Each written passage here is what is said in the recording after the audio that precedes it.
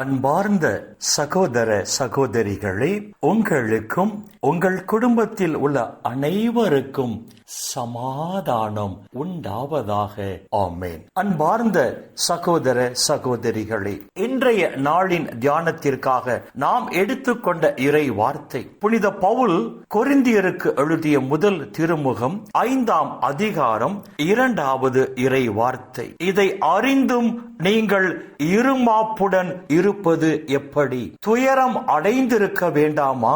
இப்படி செய்தவனை உங்கள் நடுவில் இருந்து தள்ளி வைத்திருக்க வேண்டாமா என்று புனித பவுல் இங்கு எழுதுகிறார். கொரிந்து நகர திருச்சபையின் போக்கை புனித பவுல் கடுமையாக சாடுவதை இந்த இறை வார்த்தைகள் தெளிவாக எடுத்து சொல்லுகின்றன. இந்த இறை வார்த்தைகள் வாயிலாக புனித பவுல் சொல்ல விரும்புவது என்ன? திருச்சபையில் உள்ள விசுவாசி கடவுள் கட்டளையை மீறி பாவம் செய்கிற போது திருச்சபையின் மெய்ப்பர்களும் மூப்பர்களும் பாவம் செய்கிற அந்த விசுவாசியை அழைத்து அவர் செய்கிற தவற்றை அவருக்கு சுட்டி காட்டி அவர் திருந்தி வாழும்படி அவருக்கு அறிவுரை சொல்ல வேண்டும். திருச்சபையின் மெய்ப்பர்களும் மூப்பர்களும் அறிவுரை கூறியும் அந்த விசுவாசி அவர்கள் அறிவுரையை ஏற்றுக்கொள்ளாமல் அவர் தொடர்ந்து பாவ வாழ்க்கை வாழ்ந்து வருவார் என்று சொன்னால் அந்த விசுவாசியை திருச்சபையை விட்டு விலக்கி வைக்க வேண்டும் என்று புனித பவுல் இந்த இறை வார்த்தைகளில் சொல்லுகிறார். பாவம் செய்கிற அந்த விசுவாசியை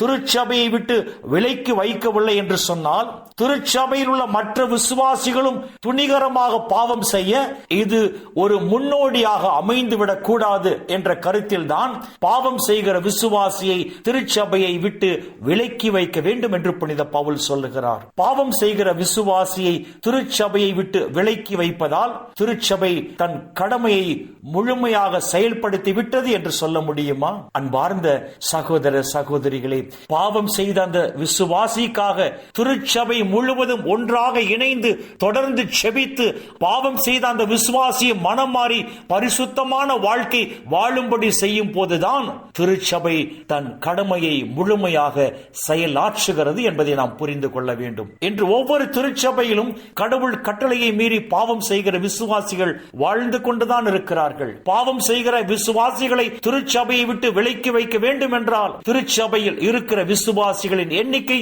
மிகவும் குறைவாகத்தான் இருக்கும். அன்பார்ந்த சகோதர சகோதரிகளே, பாவம் செய்கிற விசுவாசியை திருச்சபையை விட்டு விலக்கி வைப்பதால் மட்டும் நம் கடமை முடிந்துவிடப் போவதில்லை. மாறாக பாவம் செய்கிற அந்த விசுவாசிக்காக நாம் பாரத்தோடு சபையாக இணைந்து செபித்து அவரும் மனமாறி பரிசுத்தமான வாழ்க்கை வாழும்படி செய்யும் போதுதான் இந்த உலகில் நாம் கிறிஸ்துவாக வாழ்கிறோம், கிறிஸ்துவின் அடிச்சுவடுகளை பின்பற்றி வாழ்கிறோம், கிறிஸ்துவின் சீடர்களாக சீடத்திகளாக வாழ்கிறோம். அன்பார்ந்த சகோதர சகோதரிகளே, ஒவ்வொரு நாளும் பாவத்தில் வாழ்கிற ஆத்துமாக்களுக்காக நாம் ஆண்டவர் பாதத்தில் அமர்ந்து பாரத்தோடு செபிப்போம், ஒரு மனமாக செபிப்போம். ஆண்டவரே, பாவத்தில் வாழ்கிற அவர்களும் மனம் மாறி நிலை வாழ்வை சொந்தமாக்கிக் கொள்ளும்படி தேவரீர் அருள் புரிவீராக என்று சொல்லி ஒவ்வொரு நாளும் பாவத்தில் வாழ்கிற ஆத்துமாக்களுக்காக பாரத்தோடு செபிப்போம். அப்பொழுது கடவுளின் திருவுளம் நிறைவேற இந்த உலகில் நாம்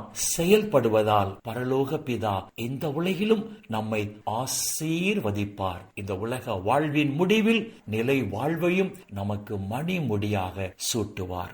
இந்த இறை சிந்தனைகளோடு நாம் ஜெபத்திற்குள் கடந்து செல்வோம். எங்களை நேசிக்கிற நல்ல பிதாவே, அப்பா, இந்த உலகில் இன்னும் ஒரு நாளை நீர் சேர்த்து கொடுத்த உம்முடைய கிருபைக்கு நன்றி சொல்லுகிறோம். கிறிஸ்துவின் அடிச்சுவடுகளை பின்பற்றி வாழுகிற ஒவ்வொருவருக்கும் ஆத்தும தாகம், ஆத்தும பாரம் இருக்க வேண்டும் என்று உம்முடைய உயிருள்ள வார்த்தைகள் வாயிலாக எங்களுக்கு எடுத்து சொன்னீரே.